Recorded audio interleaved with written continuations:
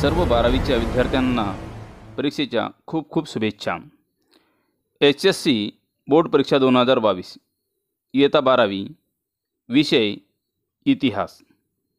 मित्रांनो, आज आपण प्रश्न क्रमांक 4 ब पुढील विधाने सकारान स्पष्ट करा। कोणतेही 3 या प्रश्नाकरिता गुण आहेत 9। या प्रश्नातील कोणतेही 3 प्रश्नाचे उत्तरं लिहायची आहेत आणि प्रत्येक प्रश्नाला 3 गुण असतील। प्रश्न आहे, युरोपातील 15वे-16वे शतक हा प्रबोधनाचा उत्कर्ष काळ समजला जातो। सकारान स्पष्ट। 1. 15व्या-16व्या शतकात युरोपात बुद्धिवाद आणि वैज्ञानिक विचारसरणीचा विकास झाला। विज्ञानात नवनवे प्रयोग सुरू झाले। 2. माणसाच्या बुद्धीला, प्रतिभेला आणि जीवन पद्धतीला नवी दिशा मिळाली। 3. वैज्ञानिक पद्धतीने विश्वाचे रहस्य उलगडता येतात हे समजून घेण्यात लोकांना रुची वाटू लागली। 4. काव्य, नाटक, साहित्य, कला यामध्ये दुर्लक्षित राहिलेले विषय हाताळण्यात येऊ लागले।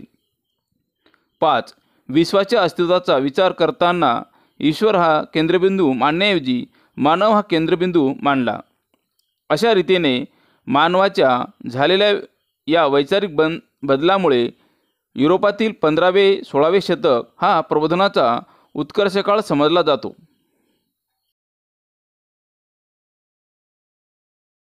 प्रश्न, औद्योगिक क्रांतीची सुरुवात सर्वप्रथम इंग्लंडमध्ये झाली। सकारान स्पष्ट।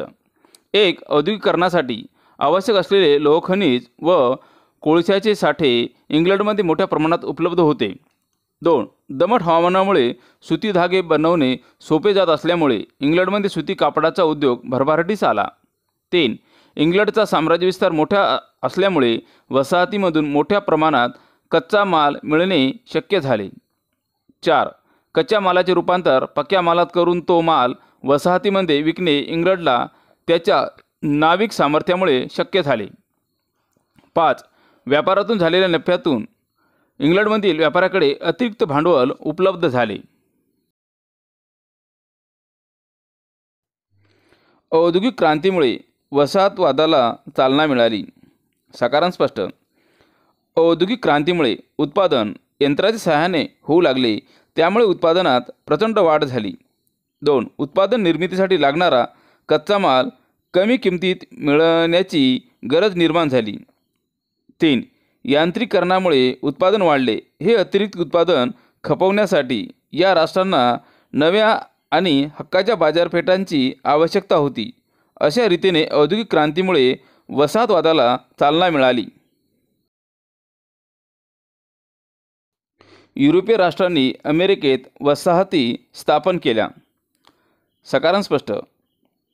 अमेरिका खंडाचा शोध लागल्यानंतर तेथे वसाहती स्थापन करण्यासाठी युरोपीय राष्ट्रात विविध कारणांसाठी चढाओढ सुरू झाली। 1. पोर्तुगाल आणि स्पेन यांना तेथे सोने साठे सापडले। खाणीमधून अफाट खनिज संपत्ती मिळू लागली। 2. स्थानिक रेड इंडियन्स आणि आफ्रिकेतून आणलेले गुलाम यांच्याकडून ते ऊस, तंबाखू यांचे उत्पादन तयार करून घेऊ लागले। 3. स्पेन, पोर्तुगाल यांची झालेली भरभराट पाहून इंग्लंड, हॉलंड व फ्रान्स यांनीही अमेरिका खंडात आपल्या वसाहती स्थापन करण्यास सुरुवात झाली। 4. उत्पादन निर्मितीसाठी लागणारा कच्चा माल कमी किमतीत मिळवण्याची गरज निर्माण झाली। प्रश्न, भारतीय सत्ताधीशांना कारथाज घेणे गरजेचे होते। उत्तर, पोर्तुगीजांनी पश्चिम किनाऱ्यावर आपल्या वसाहती स्थापन केल्या आणि हिंदी महासागरावर वर्चस्व प्रस्थापित केले। 2. भारतीय राजांना हिंदी महासागरात जहाजे पाठवायची असतील तर पोर्तुगीजांना कारथाज म्हणजेच परवाना घेणे त्यांनी आवश्यक केले। 3. परवाना न घेता प्रवास केल्यास पोर्तुगीज ते जहाज जप्त करीत किंवा बुडवत असत। 4. पोर्तुगीजांचे आरमारी सामर्थ्य मोठे असल्याने आदिलशाही व कुतुबशाही या सत्तांनासुद्धा कारथाज घेणे गरजेचे असे। पोर्तुगीज आरमाराचा मुकाबला करणे कोणाही भारतीय सत्तांना शक्य नसल्याने त्यांना कारथाज घेणे गरजेचे होते। प्रश्न, 1822च्या अखेरीस लेफ्टनंट ऑग्रॅम मिलानचा उठाव मोडून काढण्यात यशस्वी झाला. सकारण स्पष्ट.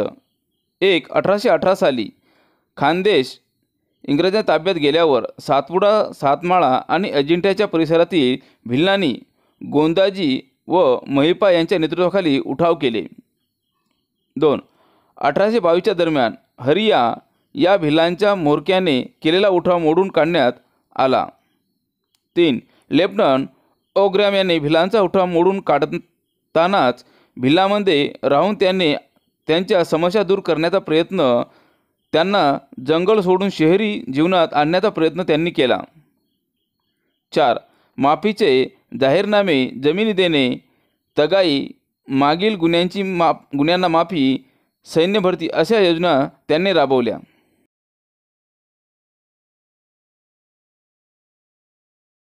रवींद्रनाथ टागोर यांनी सर या पदवीचा त्याग केला. सकारण स्पष्ट. 1.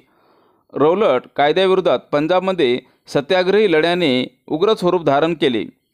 13 एप्रिल 1919 रोजी बैसाखी निमित्त हजारो लोक जालियनवाला बागेत सभेसाठी एकत्र जमले होते. 2. सभाबंदीच्या हुकुमाची कल्पना नसलेल्या जमावावर जनरल डायरने पूर्वसूचना न देताच गोळीबार केला. 3. या गोळीबारात शेकडो लोक मारले गेले व जखमीही झाले. या घटनेमुळे भारतभर संतापाची लाट उसळली. रवींद्रनाथ टागोर यांनी या हत्याकांडाचा निषेध करून ब्रिटिश सरकारने त्यांना दिलेल्या सर या पदवीचा त्याग केला.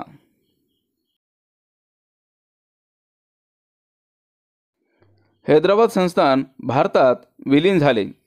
सकारण स्पष्ट. 1.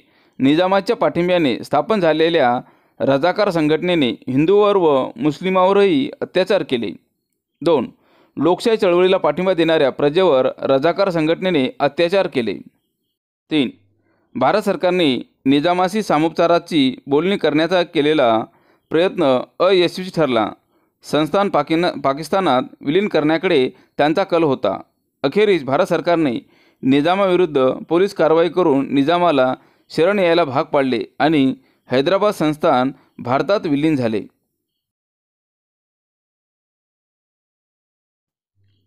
पुदुचेरी हा केंद्रशासित प्रदेश बनला.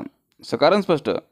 1. पुदुचेरीमधील जनतेची आंदोलने आणि भारत सरकारची आग्रही मागणी यामुळे जून 1948 मध्ये फ्रान्स व भारत सरकारमध्ये करार होऊन पुदुचेरीच्या भारतातील विलिनीकरणाचा निर्णय घेण्यात आला. 2. 13 ऑक्टोबर 1954 रोजी उभय सरकारमध्ये विलिनीकरणाची प्रक्रिया निश्चित झाली. विधिमंडळ नगरपालिकामध्ये विलिनीकरणाच्या बाजूने मतदान झाले. 3. 1 नोव्हेंबर 1954 रोजी पुदुचेरीसह सर्व फ्रेंच वसाहतींचा भारताने ताबा घेतला. 4. 1962 रोजी विलिनीकरणाच्या कराराला फ्रेंच संसदेने मान्यता दिली आणि 1963 मध्ये पुदुचेरी हा भारताचा केंद्रशासित प्रदेश बनला. प्रश्न. भारताला दोन्ही महायुद्धामध्ये सहभागी व्हावे लागले. सकारण स्पष्ट. 1. दोन्ही महायुद्धाच्या कालखंडात भारत ही इंग्रजांची वसाहत होता, त्यामुळे भारताला स्वतःचा निर्णय घेण्याचा अधिकार नव्हता. 2. भारताची इच्छा असो वा नसो इंग्लंडने भारताला युद्धात सक्तीने सहभागी करून घेतले. 3. इंग्रजांना युद्धासाठी लागणारा पैसा, अन्नधान्य, कपडे, युद्धसामुग्री अशा स्वरूपात भारताने युद्ध सहकार्य केले. 4. दोन्ही महायुद्धाच्या काळात भारताने मोठ्या प्रमाणात आपले सैन्य युद्धभूमीवर पाठवले. भारताने ना जर्मनीशी ना तुर्कस्तानाशी युद्ध केले होते, परंतु इंग्लंडची वसाहत असल्याने भारताला दोन्ही महायुद्धात सहभागी व्हावे लागले.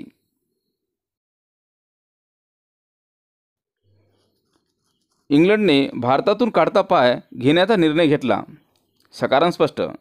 1. दुसऱ्या महायुद्धात इंग्लंडचा विजय झाला, तरीही युद्धामुळे इंग्लंडची आर्थिक आणि मनुष्यहानी प्रचंड प्रमाणात झाली. 2. कमकुवत झालेल्या ब्रिटिश सत्तेचा भारतीय जनतेवरील व भारतीय सैनिकावर असलेला दरारा कमी झाला. 3. या काळात भारतात स्वातंत्र्य लढा तीव्र झाला होता.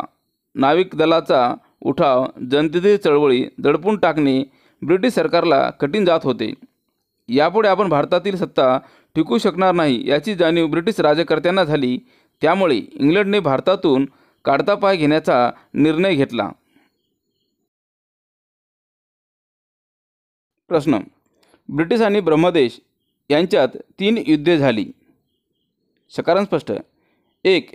1960 पर्यंत म्यानमार म्हणजेच ब्रह्मदेश एकछत्री अंमलाखाली आणणाऱ्या येथील राज्यकर्त्यांनी मणिपूर जिंकून आसामवर ताबा मिळवला.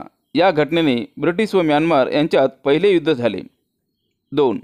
म्यानमारमधील 2 इंग्रज नागरिकांना म्यानमारच्या राज्यकर्त्यांनी दंड ठोठावला. हे निमित्त करून ब्रिटिशांनी म्यानमारवर आक्रमण करून त्यांचा काही भाग मिळवला. 3. म्यानमारच्या थिबा राजाचे फ्रान्सशी वाढत चालले संबंध व ब्रिटिश व्यापारी कंपनीला केलेला दंड या कारणावरून तिसरे ब्रह्मयुद्ध झाले. या युद्धाने ब्रिटिशांनी संपूर्ण म्यानमार आपल्या नियंत्रणाखाली आणला. दुसरे महायुद्ध संपताच निर्वसाहतीकरणास अधिकच वेग आला. सकारण स्पष्ट. 1. दुसऱ्या महायुद्धाने वसाहतवादी राष्ट्रांचे कंबरडे मोडले. इंग्लंड व फ्रान्स ही राष्ट्रे कमकुवत झाल्याने त्यांचे वसाहतीवरील नियंत्रण कमी झाले. दुसऱ्या महायुद्धानंतर आशिया आफ्रिका खंडातील राष्ट्रांमध्ये राष्ट्रवादाला चालना मिळून स्वातंत्र्य लढे प्रखर होऊ लागले. 3. पाश्चात्य शिक्षणाचा प्रभाव, त्यातून मिळालेले स्वातंत्र्य, समानतेची मूल्य, लोकशाही पद्धतीबद्दलचे आकर्षण यामुळे जनतेत जागृती घडून चळवळी तीव्र झाल्या.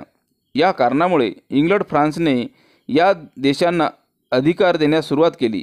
त्यातूनच निर्वासातीकरणाला अधिक वेग आला. प्रश्न. सेंटो करार विसर्जित करण्यात आला. सकारण स्पष्ट. 1. सोव्हिएट रशियाने हल्ला केल्यास सर्व राष्ट्रांनी प्रतिकार करण्याचा हे सेंटो करारातील धोरण होते. परंतु प्रत्यक्षात कोणत्याही राष्ट्राला सुरक्षा पुरवण्याची क्षमता इराण, तुर्कस्तान, इराक व इंग्लंड या कोणाचीच नव्हती. 2. ब्रिटन वगळता अन्य 3 राष्ट्रांच्या आर्थिक व तांत्रिक विकासाकडे लक्ष द्यायला अमेरिकेला वेळ नव्हता. या परिस्थितीमुळेच 4ही राष्ट्रांमध्ये अंतर्गत असमाधान होते. 3. कराराद्वारे एकमेकांचे हितसंबंध गुंतवून घेण्यासाठी आपणच स्वतंत्र राष्ट्र धोरण राबवावे या विचारापर्यंत ही राष्ट्रे आली. इराण व पाकिस्तान ही राष्ट्रीय करारातून बाहेर पडली. त्यामुळे सेंटो करार विसर्जित करण्यात आला. प्रश्न. सार्क संघटनेला काही प्रमाणात यश मिळाले. सकारण स्पष्ट. 1. सार्क संघटनेमार्फत शेती, बी बियाणे, मत्स्य उत्पादन या क्षेत्रात विशेष संशोधन केले गेले. 2. सार्क देशांतर्गत पर्यटनाला चालना दिली. व्यापार वृद्धीसाठी प्रयत्न केले. 3. गरिबी, आर्थिक प्रश्न, अंमली पदार्थाचा चोरटा व्यापार इत्यादी समस्या सोडवण्याचा प्रयत्न केला. अनेक आव्हाने असली तरीही या संघटनेने आतापर्यंत वरील काही क्षेत्रात काही प्रमाणात यश मिळवले आहे.